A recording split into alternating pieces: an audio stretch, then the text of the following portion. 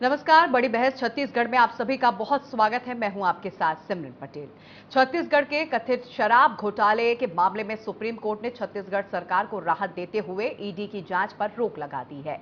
पिछली सुनवाई के दौरान सरकार ने आरोप लगाया था कि कथित 2000 करोड़ रुपए के शराब घोटाले से जुड़े मनी लॉन्ड्रिंग मामले में जांच एजेंसियां राज्य सरकार को फंसाने की कोशिश कर रही है। कथित घोटाले मामले में ईडी कारोबारी अनवर डेबर, विशेष सचिव एपी त्रिपाठी, नितेश पुरोहित और त्रिलोक सिंह ढिल्लन की गिरफ्तारी कर चुकी है।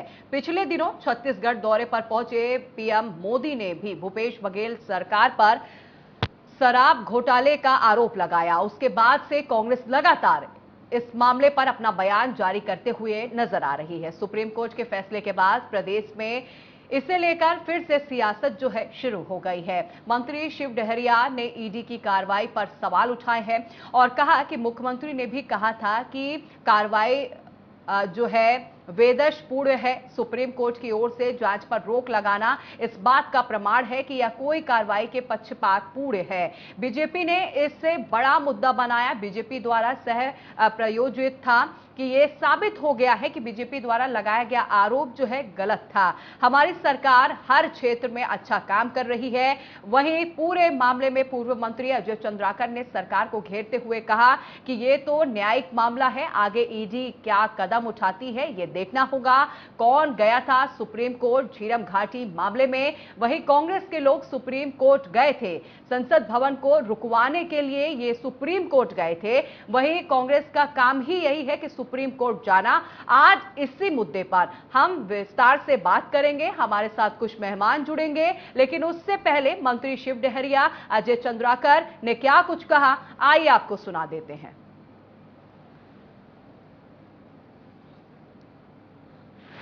इस तरह की कार्रवाई हो रही है और सुप्रीम कोर्ट के द्वारा उस पर रोक लगाना इस बात का प्रमाण है कि जो कार्रवाई हो रही थी ईडी द्वारा वो पक्षपातपूर्ण थी। भारतीय जनता पार्टी ने हमेशा इस बात को बड़ा मुद्दा बनाया क्योंकि ये भारतीय जनता पार्टी द्वारा ही प्रायोजित था, इसलिए वो इसको बड़ा मुद्दा मानते थे। लेकिन सुप्रीम कोर्ट ने इस मामले पर जांच को रोक कर यह साबित कर दिया है कि भारतीय जनता पार्टी के लोग जो आरोप लगा रहे हैं तो गलत था और हमारी सरकार जो है जो काम कर रही है वो बेहतर काम कर रही है। भूपेश बघेल जी के नेतृत्व में छत्तीसगढ़ की सरकार जो है हर मामलों में बेहतर काम कर रही है। तो न्यायिक मामला आगे उसमें आगे क्या कदम उठा रही है इसको देना और स्टे दिया है। कौन गया है? Supreme court. झीरम घाटी में सुप्रीम कोर्ट गए थे लोग, संसद भवन को रोकवाने के लिए भी सुप्रीम कोर्ट गए थे। ये मालूम है ना, झीरम घाटी में सुप्रीम कोर्ट गए थे, तो इनका काम है सुप्रीम कोर्ट जाना। तो आइए चर्चा की शुरुआत करते हैं। हमारे साथ दो गेस्ट जुड़ रहे हैं। नितिन भंसाली हैं, प्रवक्ता है कांग्रेस से, वहीं निश्चय वाजपेयी हैं, प्रवक्ता हैं बीजेपी से। आप दोनों मेहमानों का बहुत स्वागत करती हूं सर।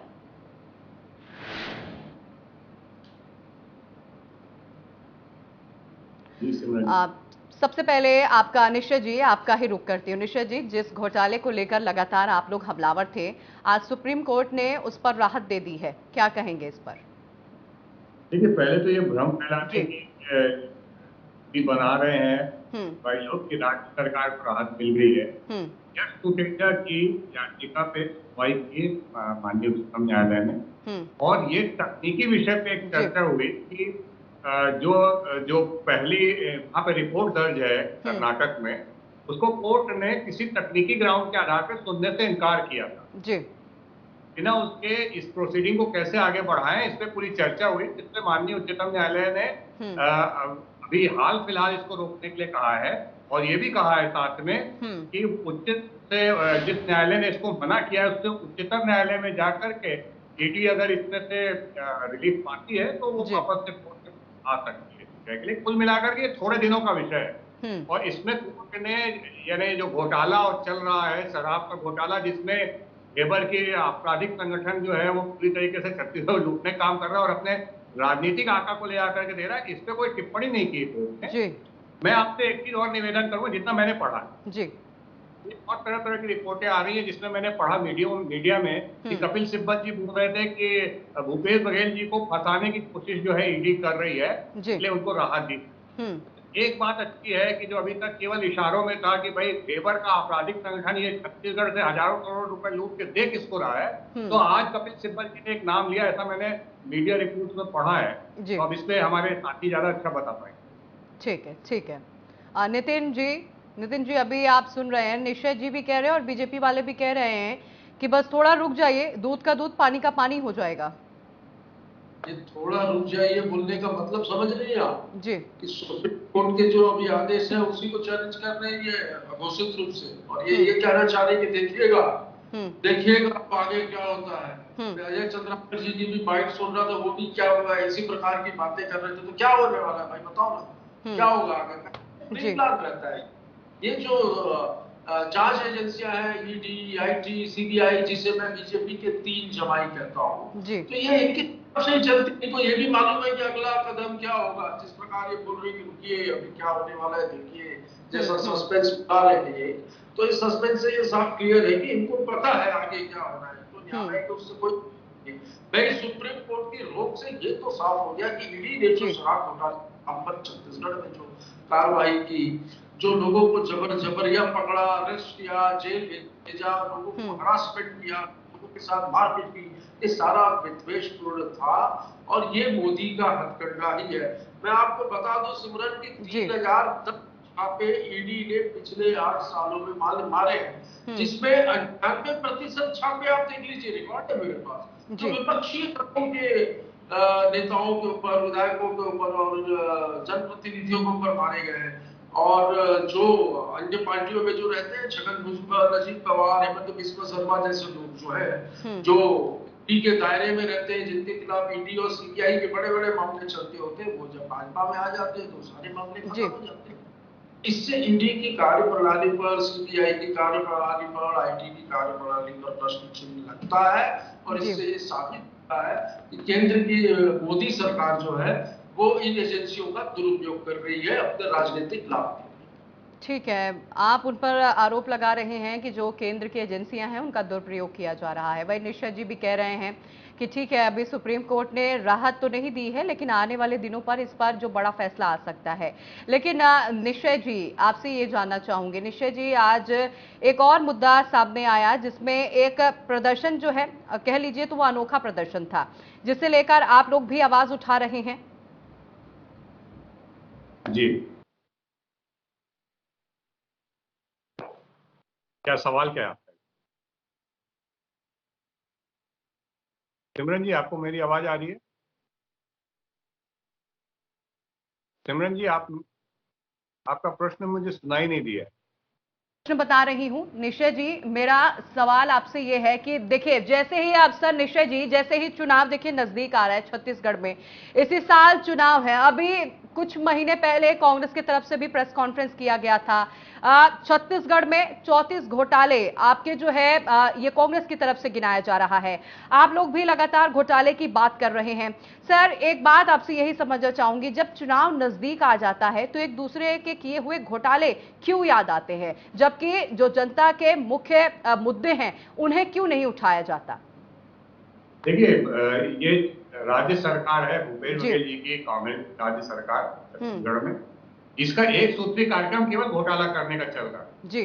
और इसमें आप जब जनता के जो काम आपको करने थी वो काम आप कर नहीं रहे हैं। आप कोयले का घोटाला कर रहे हैं, आप अवैध शराब बेच रहे हैं सरकारी दुकानों से, आपके पूरे नीचे से लेके ऊपर तक के लोग उसमें शामिल हैं। गरीबों के लिए जो राशन आया उसको आपने बेच खाया बाजार में ले जाकर के। आपने युवाओं की नौकरी को, पीएचडी की जो भर्ती होती है उस प्रक्रिया को आपने कलंकित किया और आपने जो है उनकी नौकरियां बेच खाई।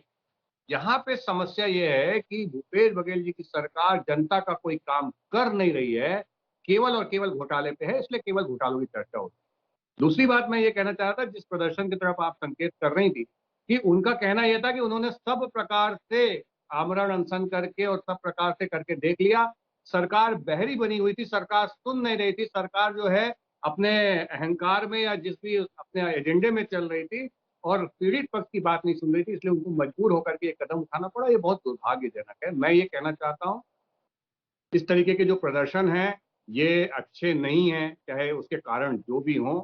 इस तरीके के प्रदर्शन हुए, ये हमारे लिए बहुत चिंता का विषय होना चाहिए और सरकारों को कान खोलना चाहिए, आंख खोलना चाहिए और पीड़ित पक्ष की बात सुनना चाहिए। तीसरी बात यह है, मैं वापस उस बात को रिपीट करना चाहूंगा कि ये जो है छत्तीसगढ़ की राज्य सरकार को कोई राहत नहीं मिली है। ये यश टुटेजा जो एक आरोपी हैं उस मामले में, उनको तकनीकी ग्राउंड पे दिया है, लेकिन माननीय उच्चतम न्यायालय ने स्पष्ट कहा है कि इसको हम इन्वेस्टिगेशन को क्वैश नहीं कर रहे हैं, इन्वेस्टिगेशन को खत्म नहीं किया जा रहा है। अभी ये जो तकनीकी विषय है, इसमें उच्चतर न्यायालय के पास ईडी को जाना है। वो जो कर्नाटक की कोर्ट है जिसने ये ज्यूरिसडिक्शन मानने से इनकार किया, उसकी ऊंची कोर्ट पे जाना है। तो ये एक तकनीकी विषय है, इसको इस तरीके से प्रस्तुत करने का यहाँ काम किया जा रहा है कि जैसे माननीय उच्चतम न्यायालय ने कोई इस घोटाले पे कोई कमेंट कर दिया हो या इनको कोई राहत दे दी हो। विषय ये है कि सब मिले हुए हैं, इसलिए ये बोलते हैं कि हाँ हम ही को मिल गया। ठीक है निश्चय जी जवाब ले लेती हूँ। नितिन जी, अभी आप सुन रहे थे, निश्चय जी तमाम बड़ी बातें कह रहे थे, वो यहाँ तक कह रहे हैं सब मिले हुए हैं। बताइए सर, कौन कौन मिला हुआ है? पहले तो निश्चय जी को आज विषय की जानकारी नहीं है। ये बार बार बोल रहे हैं कि कर्नाटक का मामला था, कर्नाटक के मामले में ऐसा हुआ। तो भैया वो कर्नाटक का मामला जो था वो कोल वाले मामले में जो एफआईआर हुई थी उसमें चार्जशीट में कर्नाटक की वहां जिला प्रशासन ने उसको खारिज किया। ये दूसरा मामला है।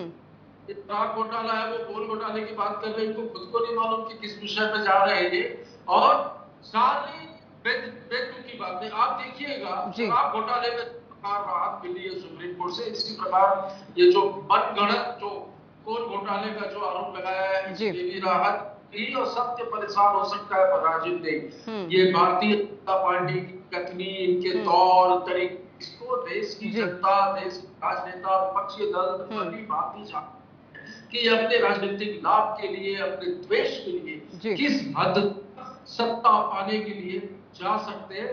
ये जो लोकतंत्र का लगातार जो 9 सालों में जो मजाक बन रहा है, इसका जवाब जो है ठीक है जी, बोलिए नितिन जी आप। मैंने कहा ये द्वेषपूर्ण जो कार्रवाइयां जो हो रही है लगातार, ईडी की, आईटी की, आप देखिए कि सीबीआई की, ये उन्हीं राज्यों में होती भाजपा की सरकार नहीं होती। और वो व्यक्ति, जैसा कि मैंने कहा कि जो दूसरे दल में है, जिसके ऊपर ईडी के हजारों करोड़ के चार्ज चल रहे हैं, और 4 दिन पहले आप उसको भ्रष्टाचार ही बता रहे हो, और 5वें दिन जब वो आपकी पार्टी में आ जाता है तो भ्रष्टाचार साफ हो जाता है, तो सारे आरोप तो सारे चार्ज खत्म हो जाते हैं। तो इससे आपकी राजनीतिक जो आप लाभ ले रहे हैं इन जांच एजेंसियों के माध्यम से, इसका चाल चरित्र और आपका चेहरा साफ नजर आता है। ठीक है नितिन जी, ये तो हुए घोटाले की बात, किसने क्या घोटाला किया है, कौन सी जांच कहां पहुंची हुई है। आज अभी देखिए नितिन जी, आपसे मेरा सवाल है, नितिन जी आज एक प्रदर्शन हुआ जो नग्न प्रदर्शन था, युवाओं ने किया, SC ST वर्ग के युवाओं ने किया और फर्जी जातिवादी को लेकर किया गया। फिलहाल इस तरह का प्रदर्शन अगर छत्तीसगढ़ में हो रहा है तो इसकी जिम्मेदारी किसकी होगी?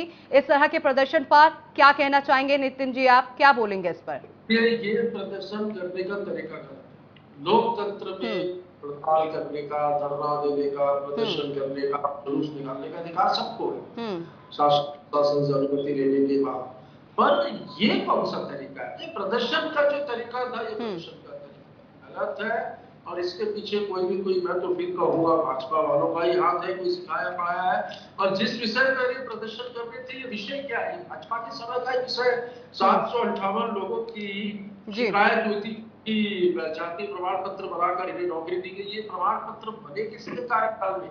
भारतीय जनता पार्टी के शासनकाल में बने, और उसमें कांग्रेस ने छानबीन समिति का गठन किया, जांच करवाई, 259 प्रमाण पत्र फर्जी पाए गए। तो जो प्रमाण पत्र फर्जी पाए गए उसमें काफी लोगों को सरकार ने तत्काल आदेश देकर बर्खास्त कर दिया, और उसमें से कुछ लोगों ने हाई कोर्ट पे जाकर स्टे लगाए, तो वो मामला हाई कोर्ट में विचाराधीन है। इसमें भी सरकार चुप थी। सरकार ने जिन विभागों में ये फर्जी प्रमाण पत्रों के आधार पर नियुक्तियां हुई थी, उसमें कड़े निर्देश दिए कि महाधिवक्ता के माध्यम से आप कोर्ट पे जाकर इस मामले को सुलझाइए और इन लोगों को तत्काल बर्खास्त कराने की कार्यवाही कराइए। तो ये जो मुद्दा है ये पहले से ही जो है ये जानकारी में है, और जो लोग प्रदर्शन कर रहे थे उनकी भी जानकारी में। प्रदर्शन का तरीका गलत था, गलत है। इसको यदि भाजपा कहती है कि ये प्रदर्शन था और ये इस तरीके का हुआ, तो इसका मतलब साफ है कि कहीं न कहीं भाजपा भी इस तरीके के प्रदर्शन को समर्थन देती है, जो कि निंदनीय है। नितिन जी, अभी एक सवाल मेरा आपसे और है। नितिन जी, आप इस पर भाजपा को दोष कैसे दे सकते हैं? आप कैसे ये कह सकते हैं कि भाजपा का इस प्रदर्शन में समर्थन था सर? क्योंकि जैसे ये प्रदर्शन हुआ, पूरी भाजपा इस प्रदर्शन के समर्थन में सामने आ गई। इससे साफ जाहिर होता है चोर की दाढ़ी में तिल था, ये पता चलता है। नहीं, उन्होंने एक बार में ये नहीं कहा किसी नेता के तरीका गलत है, ये तरीका नहीं होना चाहिए। क्योंकि प्रदर्शन के, धरने के, प्रदर्शन के, मैंने जैसे कि कहा, लोकतंत्र में अधिकार है, हमें मौलिक अधिकार है कि हम प्रदर्शन करें। पर ये कौन सा मौलिक अधिकार है कि आप पूरे नग्न होकर बीच रोड पर आप निकल पड़े और प्रदर्शन करें? तो ये मुझे लगता है हमारे समाज के लिए भी एक गलत संदेश है, मैं ये कहूंगा। बिल्कुल ये तरीका जो है बिल्कुल गलत था। लेकिन ऐसे में अगर भाजपा समर्थन कर रही है तो देखिए, विपक्ष का भूमिका यही होती है कि विपक्ष जो है इन मुद्दों को उठाए और विपक्ष जो है वो उसका समर्थन करे। लेकिन मैं अभी भी ये कह रही हूं, ये तरीका गलत है। ठीक है, आप ये भी आरोप लगा रहे हैं कि इस प्रदर्शन में कहीं ना कहीं जो समर्थन है बीजेपी वालों का भी है। तो निश्चय जी से ही जवाब ले लेती हूं। निश्चय जी, आप सुन रहे थे, ये जो आज प्रदर्शन हुआ, ये कह ले तो बहुत ही अनोखा प्रदर्शन था। हालांकि ऐसा प्रदर्शन होना नहीं चाहिए। हम सभी को अधिकार है, सबको अधिकार होता है कि वो अपनी बात रखें। अगर सरकार से उनकी कोई मांग है तो वो प्रदर्शन भी कर सकते हैं, यह भी अधिकार है। लेकिन जिस तरह से आज प्रदर्शन किया गया, ये काफी गलत हुआ। फिलहाल अभी आप पर यह भी आरोप लग रहा है कि समर्थन में कहीं ना कहीं जो ये प्रदर्शन रहा, आपका भी समर्थन है। देखिए, इसमें 2-3 बातें हैं। पहली चीज मैं स्पष्ट कर दूं, वो जो पत्र है जिसमें जांच हुई है, वो प्रकरण सन 2000 से 2020 के बीच के 267 प्रकरण हैं, जिसमें 2000 से लेकर 2003 तक कांग्रेस की सरकार, उसके साथ साथ 2020 से लेकर 2022 तक 2 वर्षों में 74-75 ऐसे कुछ फर्जी मामले और हैं जो भूपेश बघेल जी की सरकार के समय। तो मैं ये विषय ऐसा है कि अगर कोई भी फर्जीवाड़ा हो रहा है, सभी सरकारों में हो रहा है, उसको ये भारतीय जनता पार्टी का नाम देकर के जिस तरीके की राजनीति गलत बयानबाजी करके कांग्रेस कर रही है, उनको ये ध्यान देना चाहिए कि ये उनके कार्यकाल के मामले हैं। दूसरी बात, पिछले 5 साल से सरकार है, उसको इसका निराकरण करना चाहिए। नितिन जी, निशा जी, समय की कमी है, चर्चा को यहीं विराम देते हैं। आप दोनों मेहमानों का बहुत शुक्रिया करूंगी हमारे साथ जुड़ने के लिए। तो फिलहाल बड़ी बहस पे बस इतना ही, लेकिन खबरों के लिए देखते रहे इंडिया न्यूज।